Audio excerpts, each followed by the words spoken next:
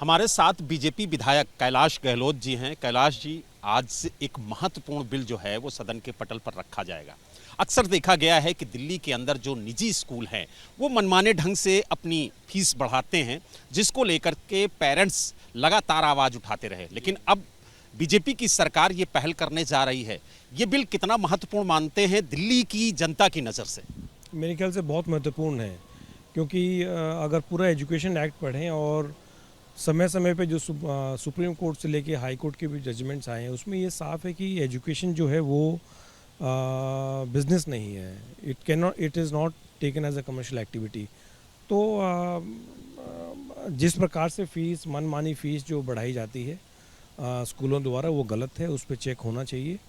और जो स्कूल की जायज़ with in the four corners of law जो फीस बढ़ानी ज़रूरी समझते हैं स्कूल वाले, लेकिन उस पर कहीं ना कहीं पूरे एजुकेशन डिपार्टमेंट का चेक होना चाहिए। तो आई थिंक इससे काफ़ी राहत जो है पेरेंट्स को मिलनी चाहिए।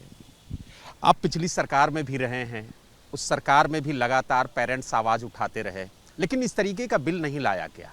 अब ये बिल लाया जा रहा है, तो क्या कहेंगे? पिछली सरकार में मंशा नहीं थी इस तरीके के कानून को लाने की, या फिर कोई और वजह थी?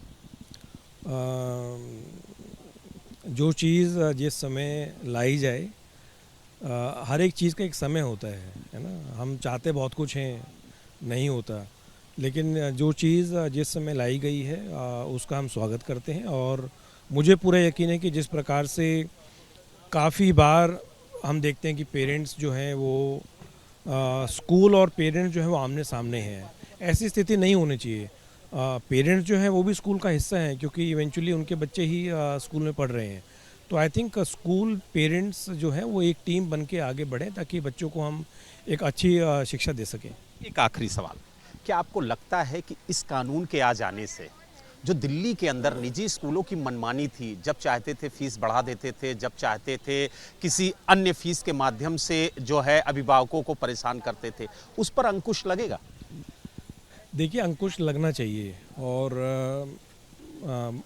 ये तो समय बताएगा कि किस प्रकार से अगर ये कानून बनता है, किस प्रकार से स्कूल्स जो हैं इसको फॉलो करते हैं। मैं तो लॉयर हूँ, तो जो हम लॉ की शिक्षा स्टार्ट किया, तो पूरा आईपीसी है, उसमें है कि भाई चोरी करना अपराध है ना, मर्डर करना अपराध है, लेकिन फिर भी चोरी होती हैं। अभी मेरे से 2 सवाल पूछे कि जी महिला सांसद का, मुझे नहीं पता ये कहाँ तक सच है, लेकिन महिला सांसद की ही चेन स्नैचिंग हो गई। Point is not that, point is सरकार की जो इंटेंशन है वो ठीक है। It is a right step in the right direction. Eventually कौन स्कूल्स किस प्रकार से इसको फॉलो करते हैं, और अगर फॉलो नहीं करते तो उसमें जो एक्शंस एक्ट में भी हैं, और इस बिल में भी कुछ आई एम श्योर कंप्लायंस के लिए कुछ स्ट्रिक्ट एक्शंस इसमें लिखे होंगे। तो उस पर जो स्कूल्स फॉलो नहीं करते हैं और वायलेशन करते हैं, तो उन पे एक्शन लिया जाएगा। यानी आपने देखा, हमारे साथ जो बीजेपी के विधायक हैं कैलाश गहलोत, उनका कहना है कि कानून लाया जा रहा है, ये अच्छी चीज़ है, लेकिन इसको पूरी तरह से अमल कराया जाए, क्योंकि कानून बहुत आते हैं लेकिन उसके बावजूद भी पूरी तरह से वो अमल नहीं हो पाते हैं। यही वजह है कि अपराध को लेकर के भी कई कानून लाए गए हैं, लेकिन चोरियां आज भी होती हैं, और उन्होंने उदाहरण भी दिया।